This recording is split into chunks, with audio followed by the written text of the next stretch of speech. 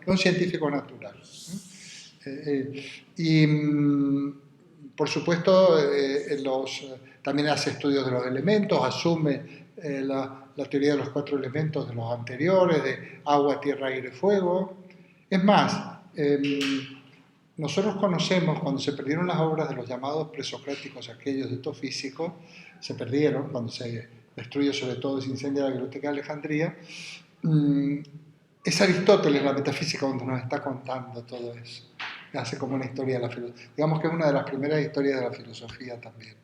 Porque ya han pasado sus buenos 100 y pico de años. Entonces, el que ha leído esas obras nos las cuenta, nos las expone, y como, aunque las obras se hayan perdido, pues nos queda la exposición de Aristóteles y de otros, ¿no? Pero la historia es muy central, ¿no? Porque nos lo va exponiendo. Es una obra, son ensayos, las obras de Aristóteles son obras voluminosas, ¿eh? Bueno.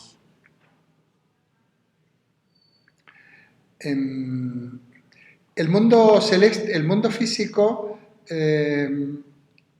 también hay un mundo celeste, que es el mundo que le llama mundo supralunar. Digamos que hay un mundo físico y un mundo, el espacio sería, ¿no? Más que ya no es tanto las ideas, el mundo de las ideas de Platón, sino es el espacio. Él tiene una teoría astronómica, geocéntrica, con la Tierra en el centro y los distintos cuerpos celestes girando alrededor de la Tierra. Es famosa, esto luego veremos en Alejandría, la importancia que tiene. Y es curioso porque tiene una teoría muy rudimentaria, muy rudimentaria. Fijaos que está la Tierra y hay 9 esferas, son como caparazones. No son órbitas, los planetas describen órbitas, este como esfera, que son de éter, una especie de cosa muy sutil, no llega a ser. Y entonces van girando,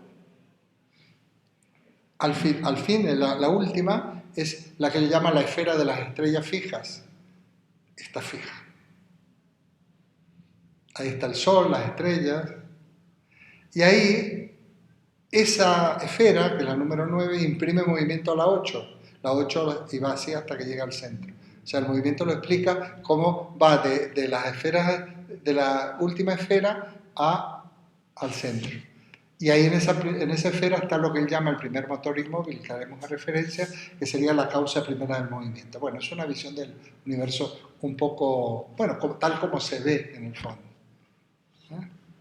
Esa es la visión que va a pasar luego a Alejandría, y sobre esa base, Ptolomeo II, que era también un astrónomo, pero estamos hablando ya de 500 años después, 500, son muchísimos años, que él funda la biblioteca de Alejandría, que fue muy importante, fue casi una universidad, porque ahí no solo se empiezan a adquirir y a comprar todos los libros que había dispersos, y va gente, expertos, científicos de todo tipo, bueno, es como una universidad. Se investiga, se da clase, están todos los rollos estos de papiros colocados así con todos los escritos, bueno, una maravilla, eso se quemó gran parte. La gran pena de la concentración fue que luego se quemó, ¿no? Bueno. Y Ptolomeo, lo digo ahora porque ya no lo digo después, va a seguir a la teoría geocéntrica, pero es impecable. La diferencia que han pasado 500 años. Bueno, con Ptolomeo, por supuesto, ya estamos hablando de órbitas, no de caparazones. Y las mediciones que hace Ptolomeo de las órbitas y de los movimientos de los planetas es perfecta. Perfecta. Es, digamos, todo mirado desde la Tierra, pero perfectamente medido. Para que se superara la concepción de Ptolomeo hacen falta 1500 años más. La supera Galileo, ni siquiera Copérnico. Porque Copérnico dice en el 1400 y pico, ya lo vamos a ver, que cambia el mapa, ¿no? Dice, bueno, la Tierra está en el centro, y los astros, pero siguen siendo, no caparazones, pero órbitas y órbitas redondas. En cambio, Ptolomeo ya ha calculado, como las órbitas son elípticas, y más que decir que son elípticas, el cómo hace las mediciones. En el momento que un planeta está más alejado, acordados de la Luna de los otros días, ¿no? Como era tan grande porque estaban muy cerca. Además. Entonces, a veces, como son elípticas, lógicamente ese planeta o ese astro que está girando, aquí está más lejos, pero en esta parte está más cerca, porque es una elipsis. Entonces, Ptolomeo lo que hace es, por un lado, mide una circunferencia, pero por otro lado, establece mediante dos artilugios, que son el ecuante y el deferente, y lo que nos dice es que cada planeta va girando así, ¿no? Lógicamente, si tú ves que esto gira así, claro, en un momento dado, en ese girar así, aunque vaya girando así, está más lejos. Y si tú unes todas las zonas más alejadas de esos epiciclos que se llaman, pues ves que mide perfectamente la elipsis. Genial. Muy, muy importante fueron la astronomía de Ptolomeo. Que Ptolomeo decía que lo importante era salvar las apariencias, o sea, lo que había que hacer era explicar lo que se veía, pero explicarlo de verdad. Y la ciencia es un poco eso. Por eso la ciencia muchas veces se avanza porque se da cuenta que hay unas determinadas teorías que explican cosas y luego se discuten otras que no es que estuvieran equivocadas, pero estas explican mejor. ¿No? Y bueno, y para que realmente se supere, dar el paso a superación es Galileo, que ya pues establece las órbitas elípticas, pero porque Galileo tuvo una ventaja muy importante, se construyó un telescopio. Las otras eran prácticamente disquisiciones geométricas, con observación, pero en cambio esto se construye el telescopio. Va a ser muy importante en la ciencia, porque en la ciencia tú experimentas, pero hasta que no lo puedes ver realmente, tú puedes lucubrar, incluso matemáticamente, pero hasta que no lo haces, entonces se construye el telescopio. Bueno, para que veáis la importancia que tuvo. Pero de todas maneras, la astronomía, el sistema del universo aristotélico fue el que rigió oficialmente hasta Galileo. Porque incluso a los otros, hubo a Copérnico y todos estos, pues o no le hicieron caso o los persiguieron. Bueno, tengo que decir que lo de Ptolomeo fue magnífico, pero hubo un astrónomo de la época de Alejandría, al cual no se le hizo caso, que formuló una teoría heliocéntrica, Aristarco de Samos, también por ahí, como 400, 500 años después. No se le hizo caso. La formuló, pero pasaron de él y no se le hizo caso. Es interesante para que veáis cómo evolucionan las cosas. Bueno, pasamos al apartado.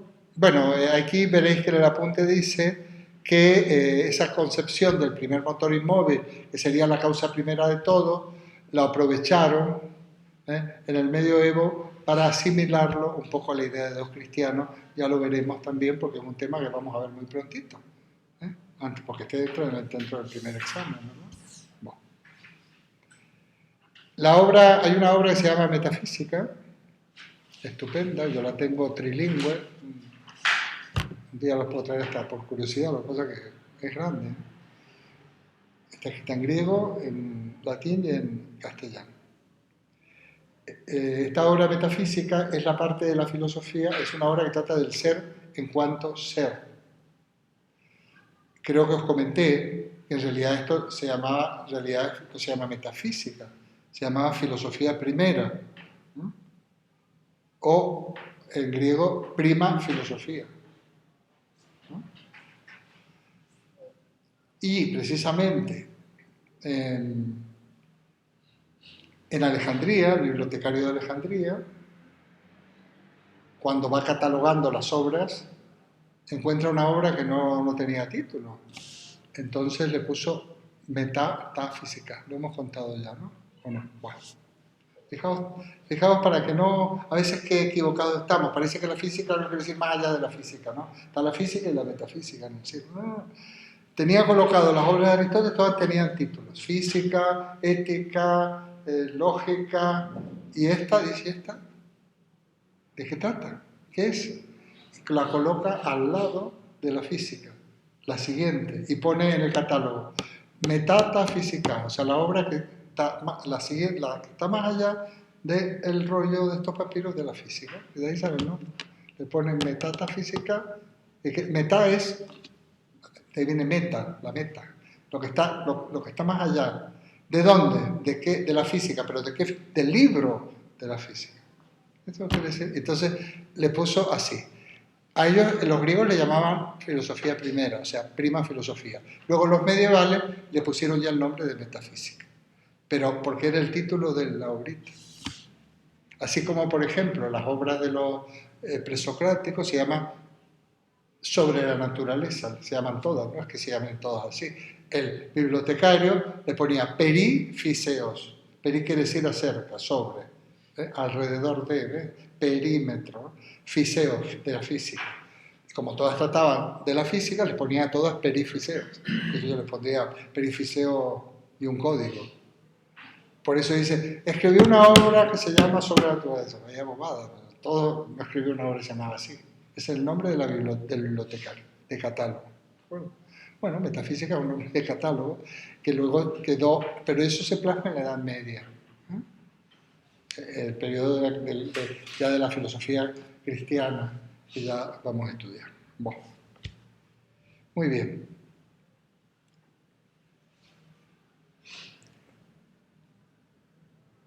Bueno, aquí una serie de cuestiones de las cuales plantea, pero vamos ahora a entrar ya en materia con acto y potencia. Lo que pasa es que voy a tener que modificar un poquito.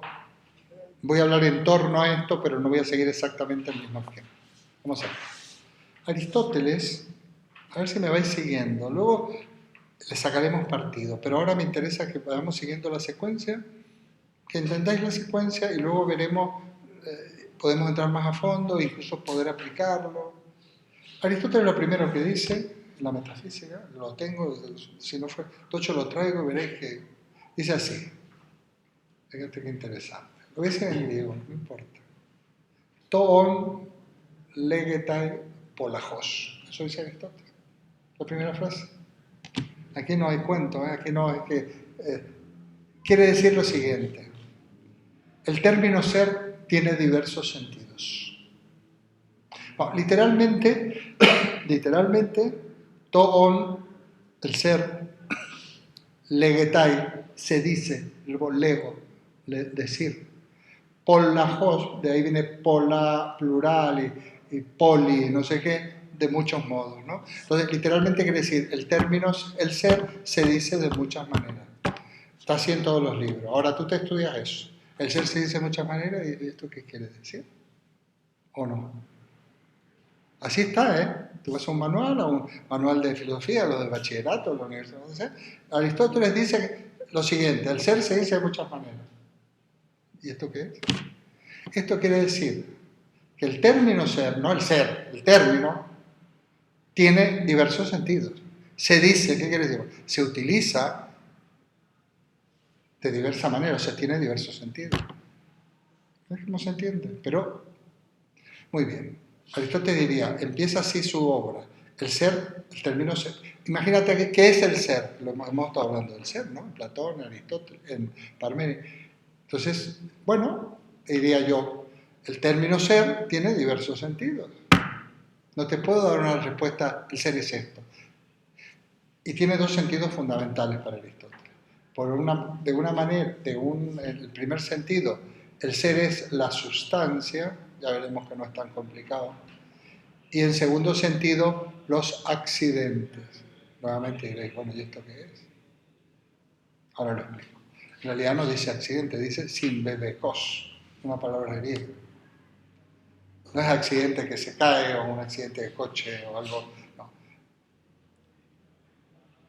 Simbebekos también podría ser, aunque no de manera exacta, como propiedades o cualidades. Entonces, fijaos que lo vais a entender. El ser es o sustancia, ahí viene sustentar, sustar, o accidente. O sea, o algo en sí, es que voy a hacer parco en palabra, o algo en otro, si queréis lo ponéis entre comillas. O algo en sí o algo en otro. Por ejemplo, esto es una mesa, esto es una sustancia. Es muy interesante que para Aristóteles el ser, acuérdate, son las cosas materiales. Entonces, un ser, otro ser, son sustancias. ¿De acuerdo? Es una mesa. El color, eso no, ¿hay color o no hay color? Pero el color no existe, el color. Existe el color de la mesa, el tamaño de la mesa, el peso de la mesa. Estas son, por eso digo yo que me sirve bien la palabra cualidades. A ver, incluso si podríamos ir a otra, la libertad. Hombre, sí, es un concepto, pero la parte real de la libertad será que haya personas más o menos libres, o personas privadas de la libertad, o con poca libertad.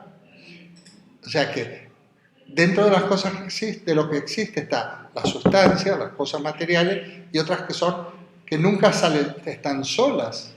Pero, una cosa, pero entonces todas las cosas son, o sea, tienen sustancia y tienen cualidades, no es una o la otra. No. Todas las sustancias tienen accidentes. Tienen las dos. Claro. Claro. Yo, pensaba que la diferencia va como que, bueno, no, lo distinguimos. Había un filósofo francés que decía distinguir para unir. Distinguimos porque que hay dos maneras de ser como básicas, que son la sustancia, las cosas materiales, que sabes realmente, el ser para Aristóteles son las cosas materiales, que ojo, del ser total, decíamos Parménides, la noción de ser, que quiere decir todo lo que es, Platón, distintos modos de ser, que son las ideas, y yo decía Aristóteles los individuos, y ponía unos puntitos, pues los individuos. Ese es el ser, pero veréis que todo esto que yo explique va orientado a explicar cosas, problemas que había en la época, ya lo veréis. Yo no voy a explicar nada que no lo podamos utilizar. Entonces, por ejemplo, lo pongo como ejemplo porque va a venir ahora, pero cuando dice acto potencia y todo esto, Aristóteles, como uno de los problemas que hay que explicar es el movimiento, ¿verdad? Acordaos Parménides, el ser es inmutable, que a veces se lo intenta contraponer a Heráclito, yo dije que también es una contraposición errónea, pero no deja de ser estas paradojas, lo uno y lo múltiple, el movimiento y el reposo, el ser y el no ser, son paradojas importantes. Entonces, Aristóteles nos va a explicar el problema del movimiento muy bien, va a dar una solución para la época y durante mucho tiempo definitiva. Y entonces él dirá, pero hay dos tipos de movimiento, puesto que como hay dos maneras de ser, dos maneras de entender el ser, hay dos tipos de movimiento. Movimiento o cambio, es lo mismo. Cambio sustancial o cambio accidental. Yo puedo poner un ejemplo. Cambio accidental es sustancial, es cuando una sustancia empieza a ser o deja de ser. Tú eras... Vea. Tú naciste, empezaste a ser. Y yo espero que por mucho tiempo, y un buen día ya no serás Bea, no serás nada. Ahí se ha producido un cambio sustancial. Generación y corrupción, más que nacimiento y muerte. Pero generación y corrupción porque también se aplica a seres que no son vivos. Por ejemplo, tú hierves el agua, puedes separar, digamos, en algún compuesto químico, lo puedes separar y ya tener oxígeno e hidrógeno, ya te has creado el agua. Entonces ya no tiene sustancia agua, tiene sustancia oxígeno por un lado, sustancia hidrógeno por otro, ¿verdad? Bueno. Sin embargo, vea, tú has crecido, tú has ido cambiando, adquiriendo nuevos conocimientos, incluso adquiriendo nuevas maneras de valorar la vida, abandonando otras. O sea, eres la misma. ¿Qué ha permanecido en ti? La sustancia. ¿Qué ha cambiado? Los accidentes. El cambio accidental es muy importante porque el cambio accidental son cambios que se producen en los individuos permaneciendo la sustancia. Fijaos que parece ser que a esta altura, ya cuando somos adultos, no debemos tener ni una sola célula que tuvimos cuando nacíamos. Han ido cambiando. Órganos sí, pero no sé, o ponle que sean las células epiteliales. Yo sé que gran parte de lo que teníamos ya no lo tenemos, y no me refiero solo al pelo. Bea tiene un pelazo, pero yo ya no. Bea y todas. Bueno, es importante entender por qué. Aristóteles descubre o plantea que para que haya movimiento siempre tiene que haber algo que permanece y algo que cambia.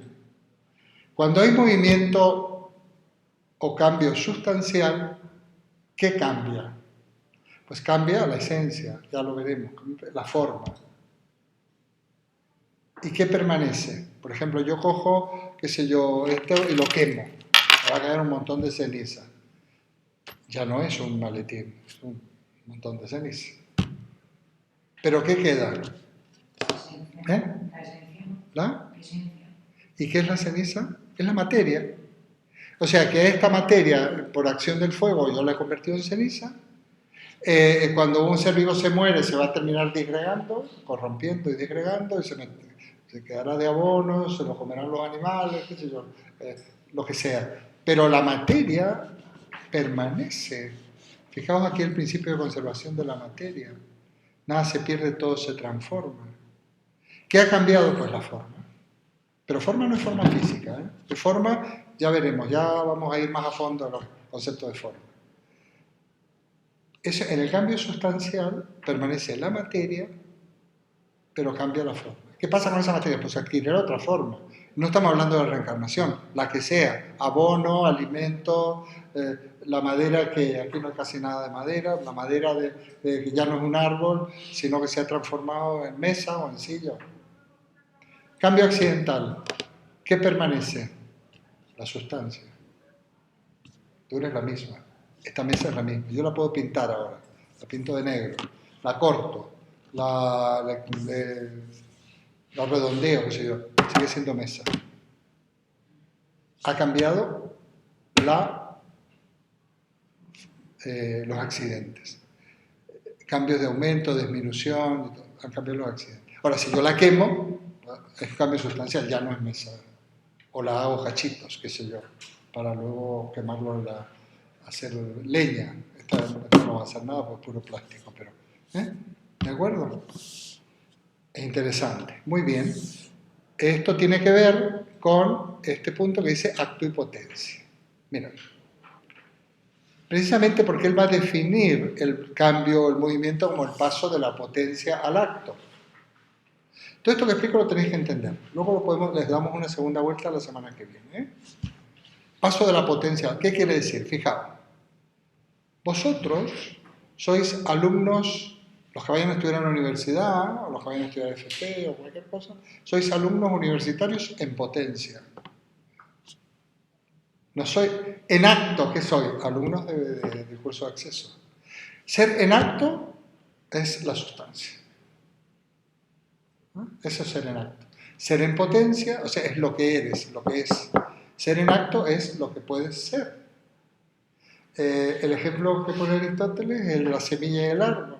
La semilla es un árbol en potencia, pero es una semilla en acto. Acto quiere decir en activo.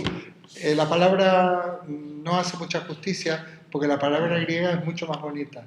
Se dice esta es la traducción de una palabra griega que se dice energeia. ¿Qué quiere? ¿A qué os suena energeia? Energía. Entonces, un ser en toda su potencia, entonces no quiero decir potencia porque luego, en toda su energía, ¿no? Activo. Energía se dice acto. Es interesante el poder siempre corregir, bueno, es mi oficio, que no todo el mundo lo hace, corregir al máximo los términos para no contar historias extrañas que nadie las entiende. Esto lo estáis entendiendo. O sea, que un ser, la sustancia es lo mismo que un ser en acto. Ahí está, esto es una cosa efectiva. ¿No? Entonces, distinguimos el ser en acto y el ser en potencia. Potencia es muchas cosas, pero básicamente poder ser, posibilidad, muchas cosas. Es un tema complicado y no tan complicado. Entonces, por supuesto que acto-potencia se puede aplicar a la sustancia o a los accidentes.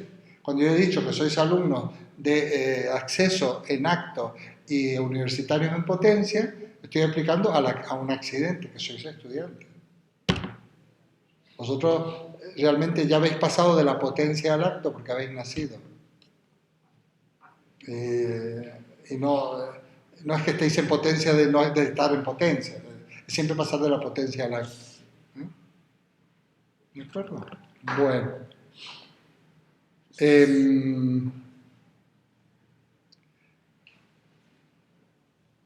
Esto se entiende, ¿no? Bueno, fijaos que ya hemos visto. Bueno, una cosa muy importante es que las sustancias son materiales. Aristóteles considera el ser es lo material. Yo siempre digo que triunfó Aristóteles. La gente, aunque no lo sepa, es Aristóteles. Por eso cuesta entender Platón y Parménides. Aunque no haya estudiado filosofía, aunque sea analfabeto. ¿Qué son los seres? Pues las cosas, una piedra, un árbol, un perro, un gato. Estos son los seres. Bueno, estos son los seres para Aristóteles. Dadme ejemplos de seres de sustancias que veáis aquí, a ver. Cosas que son lo que es, ¿no? Una pizarra es... Dame ejemplos de sustancias que estés viendo. La pizarra. Sí. El color verde sería la... No, eso es el accidente. Eso es el accidente. ¿Otra más? ¿Otro ejemplo más? Silla. Silla. ¿Cómo? Silla. Sí, pero voy a hacer una expresión. Silla podría ser un simple concepto, es decir, esa silla, esa pizarra, eso es la sustancia. Porque silla ya es la idea. Tienes que decir esa silla. Hombre, si tú dices silla y la señala, se llama, es una modificación de que está señalando, ¿no? Quiere decir que es así. Pero no es lo mismo decir silla que esa silla. No es lo mismo decir alumna que decir Bea, no es lo mismo. Esa es la sustancia. Lo que pasa es que tú, Bea y Miguel y otros comparten esa esencia, esa cualidad de ser alumnos, estudiantes. ¿Por qué? Porque se puede decir Miguel es alumno, Bea es alumno. Se puede predicar. Bueno, esto le hay que darle un par de vueltas y veréis que es la manera de estudiar. Muy bien.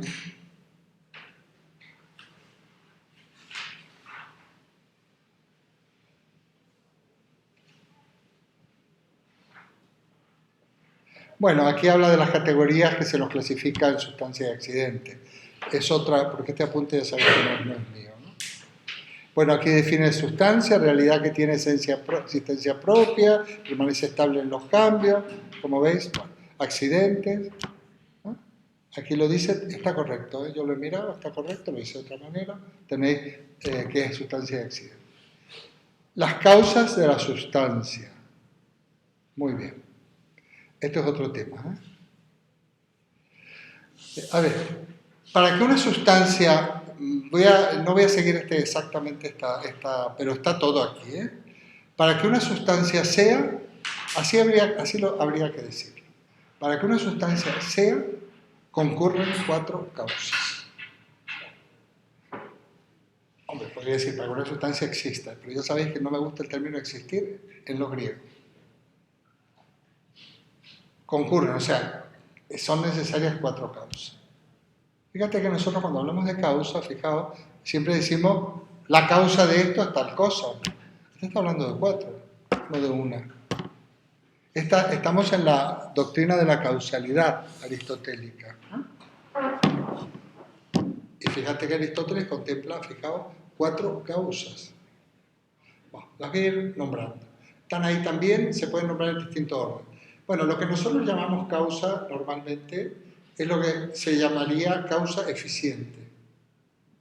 Por ejemplo, la causa de que esta tiza caiga es que yo la he soltado. No la causa eficiente. La causa eficiente es lo que, en términos generales, es lo que hace que una sustancia sea la causa eficiente, digamos, del origen de la sustancia, ¿no? Es lo que hace que una sustancia exista, ¿verdad? Esa sería la causa eficiente. Lo puedes aplicar a la sustancia, lo puedes aplicar a los accidentes. Pero La causa eficiente, entonces, pero estrictamente hablando, lo que hace una sustancia sea. Quiero subrayar, porque es un poco extraño, no hablamos así. Causa material. Para que haya una sustancia tiene que haber materia. Esto es lo que está diciendo Aristóteles. Si no hay materia, no hay sustancia. Habrá ideas, habrá conceptos, pero no hay sustancia. O sea que la causa, para que una sustancia sea, tiene que haber una materia, bueno, una materia, me gusta empezar por la materia, una forma. La forma es lo que hace que una sustancia sea lo que es. Ponerlo así, que sea lo que es. Y el lo que es lo subrayáis. Le ponéis un círculo. Porque ese lo que es le vamos a llamar esencia. O sea, fijaos, la causa eficiente otorga el ser a la sustancia. La causa formal se llama causa formal, otorga la esencia. El ser y la esencia. El ser, una sustancia es. ¿Qué es eso? Esa es su esencia, como su carnet de identidad, ¿no? ¿Verdad? Entonces, la causa eficiente es la que da el ser a la sustancia. Pero ahí podemos distinguir la causa formal, que es la forma, lo que hace que una sustancia sea lo que es. Aquí hay varias sustancias, pizarras, mesas, sillas, ordenadores, personas. Entonces, entre estas sustancias podemos distinguir un artefacto electrónico, un mueble, seres humanos. Eso es lo que... Aquí hay distintas esencias, distintas identidades, podríamos decirlo. Muebles, equipos, personas, libros. Entonces, todos somos, pero de distinta manera. Lo que somos, el lo que, por eso digo subrayar, es la esencia. Entonces, la causa eficiente otorga el ser a la sustancia, o hace que una sustancia sea, la forma otorga la esencia. Hombre, no son dos movimientos distintos, ¿eh? Cuando tú creas algo, lo estás creando cuando algo surge, que no lo creas, cuando ya tus padres te conciben, son tu causa eficiente, también de paso que ya te conciben con una esencia, vas a ser un ser humano, ¿no? Entonces, causa material, causa formal. Causa material, la materia de una sustancia. Causa formal, la forma de la sustancia, o sea, la esencia. Estas son en realidad causas constitutivas. Materia se dice en griego hylé y forma se dice morfé. Por eso vais a ver en los libros que hablan de doctrina hilemórfica. Pues, ¿en qué consiste la doctrina hilemórfica aristotélica? Pues consiste en que la sustancia está formada, o está estructurada, está compuesta, mejor, de materia, hylé y forma, morfé. Creo que es sencillo. El hilemorfismo es la doctrina aristotélica que considera que las sustancias están compuestas de materia y forma. Para que una sustancia exista entre paréntesis, hace falta una causa eficiente que la ponga en acto, la saque de la potencia, y luego materia, pero además una forma que haga que, porque no todos los seres materiales son iguales, se diferencian por su esencia. ¿Y la causa final? Bueno, yo diría que algo tan sencillo como que cada cosa se comporte según su esencia. Es como la coherencia con la propia esencia. O sea, no hay que pedirle peras al horno. Las peras hay que pedirse a los perables, ¿no? La finalidad. Que cada cosa tiene una finalidad. Se dice telos en griego. Telos. Digamos, es la teleología, que no es lo mismo que teología, la finalidad. O sea, por ejemplo, el universo tiene una teleología.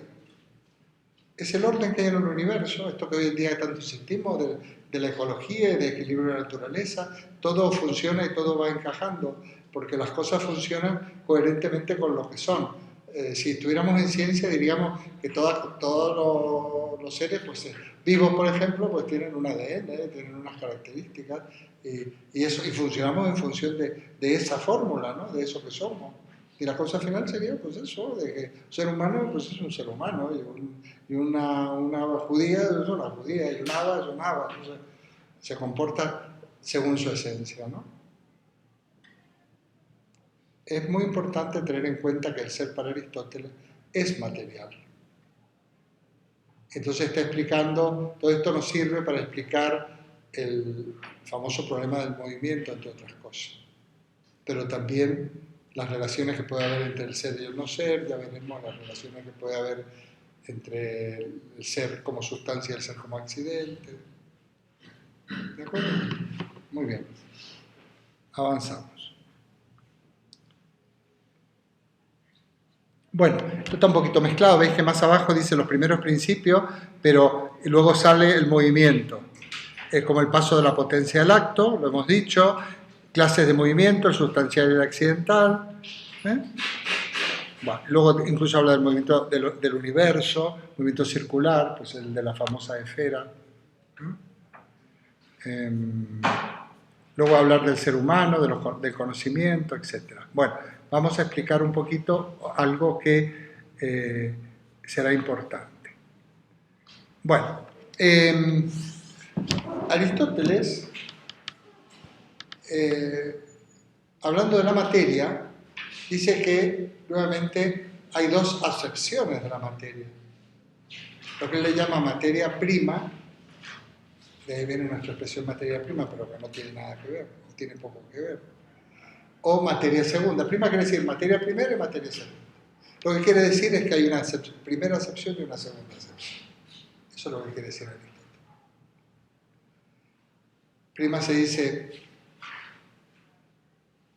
primera se dice, ¿cómo es? Prima, prote, ay por Dios, prote, hay una sustancia, no, eso es sustancia. Bueno, hay una materia primera y una materia segunda. La materia prima, el primer concepto de materia es la materia universal. Y la materia en el segundo sentido es la materia de cada sustancia. Nosotros en el concepto de materia podemos distinguir la materia de una sustancia y la materia. Pero aquí pasa una cosa, que la materia prima no la podemos conocer. ¿Vosotros conocéis materia prima? ¿Conocéis materia universal? Es un concepto de referencia, ¿no? Porque siempre que conocéis materia, conocéis la materia de algo. Un ladrillo, una mesa, una calabaza, materia de algo, ¿no? Por lo tanto, la materia segunda, el segundo sentido de materia, es materia que tiene una forma y por lo tanto la puedes conocer. Así, claro. ¿Y qué pasa con la materia prima? Que no se la puede conocer.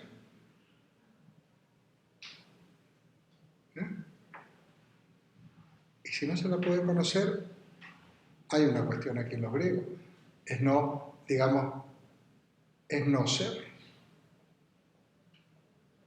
La materia para Parménides, para Platón y para Aristóteles, la materia universal es incognoscible, por lo tanto es el no ser.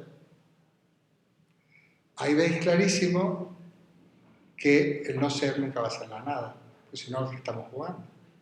Sin embargo, tranquilamente en los manuales te van a contar esto que te cuento yo, sin embargo te han dicho que el no ser es la nada. La materia prima es no ser. Es un no ser que es imposible que sea, porque nunca va a dejar de ser materia prima. Como veis, es una cuestión puramente intelectual, ¿no? Es no ser conocible, porque no la podemos conocer. Siempre conocemos materia segunda. Además, ¿cómo se conoce la materia segunda? O sea, la materia segunda es la sustancia, o segunda acepción de materia, sustancia, materia y forma, ¿no?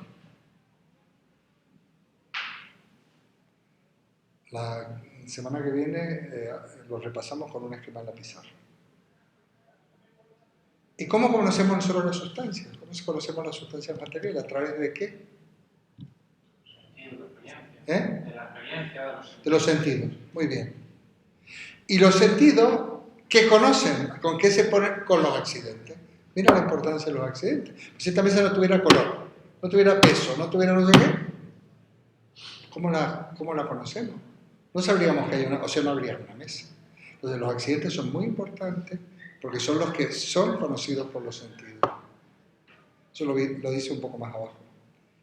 Y yo me pongo en contacto, conozco las cosas materiales a través de los sentidos y luego abstraigo, ya lo veremos en el procedimiento, se llama abstracción, las famosas ideas o conceptos, que no están en nuestra alma de una manera innata, sino que las construyo yo mediante un auxiliar de inteligencia, que ellos le llaman inteligente agente.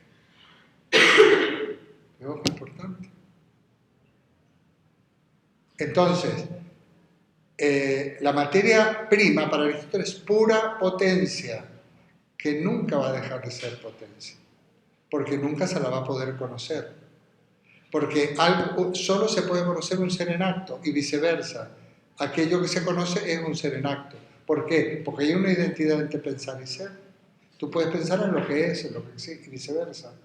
Pero la materia no, porque no la conoces. Pero para Aristóteles hay un requisito fundamental en el conocimiento, que intervengan los sentidos.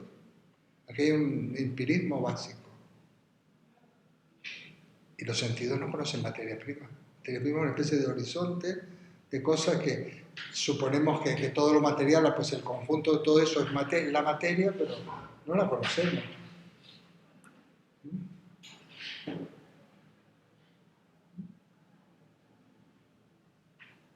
Es imposible, porque siempre conocemos la materia de algo.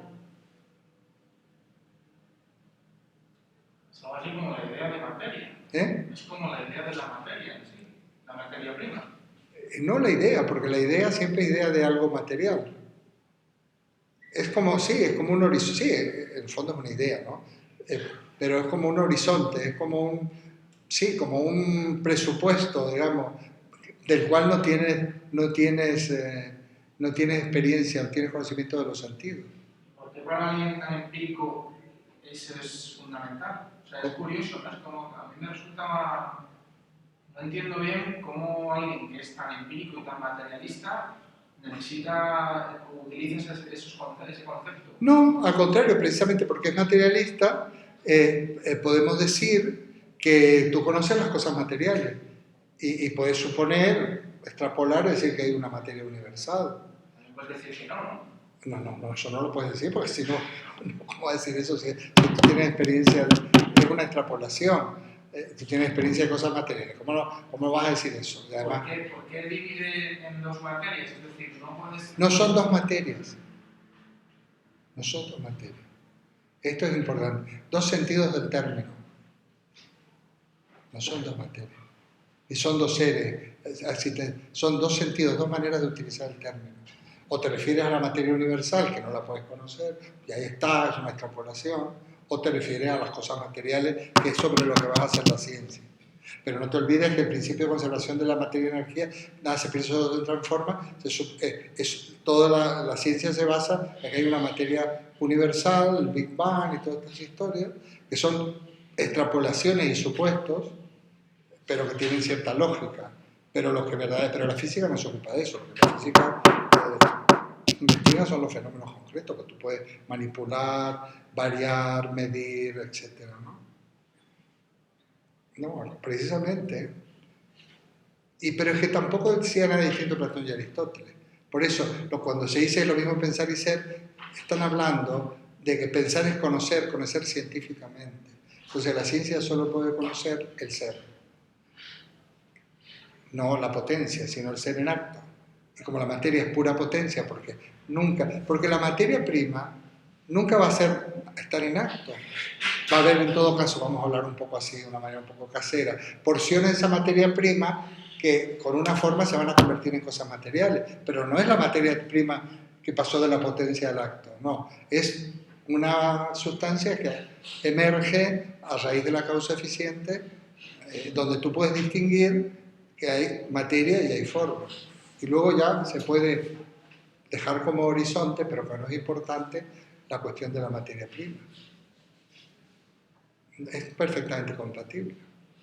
Y esto nos lleva a muchas más cosas, ¿no? He llegado el caso, voy a ir en 5 o 10 minutos, nos vamos. Digamos, nos lleva a que hay unos límites del conocimiento. Y nunca hay que confundir esos límites o esos con lo que... A ver, nosotros ordenamos lo que vemos gracias a cuestiones como arriba-abajo, izquierda-derecha, horizonte. El horizonte no existe, es un supuesto, ¿no? Es una manera que nuestro ojo tiene de mirar y de ordenar los estímulos visuales, ¿verdad? Entonces, no hay que confundir lo que realmente estás viendo con lo... No hay que confundir lo que estás viendo, que supuestamente está afuera, con tu propia estructura. Digamos que cuando tú ves en el horizonte lo que estás viendo es parte de la cámara óptica. Eso son las ideas, ¿no? Eso serían las ideas, ¿no? No, ni siquiera es idea. No es idea, es estructura del ojo. Y va al cerebro y lo interpreta. Las moscas dicen que tienen no ven como horizonte, ven como otro tipo. Nuestro ojo es un aparato óptico, es una lente. Y ve de una mitad. Entonces no hay que confundir el vaso con el contenido del vaso, ¿no? A pesar que el lenguaje dice, me tomo un vaso de vino. Bueno, me he tomado el vino que está dentro de un vaso, ¿no? Me comí un plato de judías, un plato, no, tú no te comiste el plato, te comiste las judías que estaban en el plato. Y eso nos lleva a más cosas, que además nosotros nunca vemos la realidad, ni siquiera, ya no hablamos la materia prima. Es que no conocemos la realidad, no sabemos qué. Nosotros lo que conocemos es la realidad que nosotros estructuramos con los datos que recibimos de los sentidos y de algunas ideas que están, digamos, navegando en nuestro propio contexto. No se conocen. Luego, claro, yo le llamo a Aristóteles realismo ingenuo porque hoy en día, claro, tiene gracia, han pasado 2000 y pico de años. Pero nosotros ya no es que no conozcamos la materia prima, es que ni siquiera sabemos lo que es un árbol. Porque además tenemos la idea de mesa, pero no porque esté en el alma, sino porque la hemos aprendido, porque la hemos... Hay que ir abriendo camino, no os preocupéis que yo voy a dar otra vuelta de esto. Este es el último tema, vamos a llamarle, que hay que afinar un poco la puntería de la inteligencia. Y ya luego, además, ya el resto del programa, hasta de la primera evaluación, ya vamos sobre ruedas. Luego habrá que ir a el giro de la filosofía moderna con Descartes, y nuevamente hay que hacer otra vuelta de tuerca y lo demás va muy fácil. Pero que estamos, de alguna manera, intentando cambiar la óptica de vuestra inteligencia. Estamos ajustando la lente, pero metafóricamente de la inteligencia, para ajustarla para que podamos ver lo que no veíamos porque nos faltaban algunas cuestiones, algunos datos. Hay que darle un poquito de vuelta. Tú hiciste una pregunta la vez pasada cuando hablabas hablando de la moral, ¿no? Bueno, ese tema luego lo tratamos, lo que pasa es que no tienes tiempo, a lo mejor en el verano. Yo ya lo he subido porque lo traté al día siguiente, nomás en 3 cantos, y volvió a salir el tema, y se avanza. Y al principio te choca, lo mismo que te choca ahora, pero bueno, son maneras de hablar. Nosotros lo que aprendemos son lenguajes. Además estamos aprendiendo lenguaje. Fíjate que el GAN, lo que estamos haciendo aquí es que yo estoy tratando de proporcionar un lenguaje sin el cual no vais a poder entender lo que estáis leyendo. Y sí que podéis leerlo, más o menos entenderlo, más o menos memorizarlo, aprobar, pero no va a servir de nada, es una pena. A cambio, si vais atisbando un poco que esto tiene su miga y que se lo puede entender mejor, y no solo entender mejor, sino que te puede explicar la problemática de una época, y además lo puedes aplicar a la actual y a tu situación. Hombre, pero no lo vamos a cerrar, ni con este curso, ni con 10 cursos, ni con más de 50 años que yo llevo en la filosofía, no lo cierro esto. Pero cada vez vas hilando más fino, cada vez vas... Sobre todo porque hay que aplicar el sentido común. Todos los filósofos tuvieron sentido común y si veis algo disparatado, la culpa no es de ellos, es de aquellos que lo han explicado de una manera disparatada. Porque claro, sería un disparate, como tú dices, si es materialista, dice que la materia prima no es... Pero claro, que no estamos diciendo que no existe. Digo que no se la puede conocer, estamos diciendo. Porque en el mismo momento que conoces materia prima, estás conociendo materia segunda. Es como decir, yo conozco, tú me conoces a mí, en mí mismo, si no me conozco ni yo. Tú conoces lo que de mí, con los datos que tú tienes, la imagen que te está formando. Pero también de esta mesa, ¿qué es esta mesa? Una mesa, sí, pero es una mesa, pero esto además tiene una estructura. Y aquí esta mesa, desde el punto de vista atómico, pues es más vacía que llena. Pero nosotros tenemos unos sentidos y esto lo vemos sólido. Y esto, adentro, si esta materia tan así es más vacía que llena. Pero produce unas cohesiones que nos dan sensación de solidez. No estamos conociendo las cosas que podemos superficialmente. Por eso es que hay que afinar un poco las ópticas y no confundir, no pensar que nosotros podemos llegar a conocer cosas absolutas. Se aplica también a la moral. Pero eso no quiere decir que no se puedan construir, pero empecemos ya a entender que siempre vamos a conocer nuestra perspectiva. Llegaremos un día a Ortega, cuando dice el perspectivismo de Ortega, yo soy yo y mis circunstancias. Conozco en función de todas mis circunstancias, de todos mis esquemas, de los conocimientos que tengo, porque los conocimientos que tengo son instrumentos, se les llama conocimientos previos. Si no tienes conocimientos previos de algo, ¿cómo lo entiendes? Por ejemplo, el curso de aquí es un curso de nivelación. Yo no sé de dónde partimos. Entonces, por eso insisto mucho de que nos pongamos de acuerdo. Porque es un curso de nivelación y si no nos ponemos de acuerdo, no sabemos de qué estamos hablando. Porque hace falta un conocimiento, básicamente, y lo digo para los estudios, no es unos contenidos que tú te aprendes. Son unos contenidos, más que unos contenidos que te aprendes, algo que tú entiendes que a su vez se convierten en herramientas para nuevos contenidos. El conocimiento sirve para adquirir nuevos conocimientos. Pero si tú no tienes una base, un conocimiento previo, ¿dónde lo metes? ¿Dónde lo metes? El tema de las categorías es muy interesante, porque las categorías es poder clasificar lo que yo conozco. Y si algo no sé dónde meterlo, lo metes en un cajón de Sartre que se llama varios. Sí, porque está el vario, lo que no entiendo, que queda ahí. Entonces, realmente el vario, lo que va a vario, te lo pierdes. Si tú no entiendes de arte y te vas a una exposición, te van a faltar conocimiento, categoría para entender esto. Entonces, enseñar y aprender se trata de adquirir categoría, de adquirir conocimiento, de adquirir lenguaje que te permita ir procesando la información. Y aquí sería dar unas claves para que cuando entiendas esos libros que son a veces infumables, pues puedas ordeñarlos un poco y sacar algo limpio. ¿De acuerdo? Bueno, la semana que viene seguimos. A ver si esto, a lo mejor lo pongo solo, lo pongo, ¿cómo es? Oculto y solamente os doy el enlace a vosotros. Ya veréis cómo sale y continuaremos. Ya veréis que nos quedan como creo que 4 tutorías, ¿no? Puede ser 4 o 5. Entonces tenemos que seguir avanzando, pero tenéis que ver que los autores pasados se entienden a partir de los nuevos. Con esto de Aristóteles ya vas a entender mejor Platón, mejor Parménides. Cuando veamos a Santo Tomás, lo que ocurre con el cristianismo y filosofía, se va a entender mejor Aristóteles, porque Santo Tomás es aristotélico. Si vemos un poquito, aunque no entra en el programa de Guillermo de Ockham, veréis que esto que estoy diciendo ya lo dice Guillermo de Ockham en el siglo XIV, donde realmente empezaría la modernidad, en cierto modo, aunque la edad moderna empieza en el siglo XVII, pero en el siglo XIV ya, porque se anticipan todas estas cuestiones. Bueno, muy bien.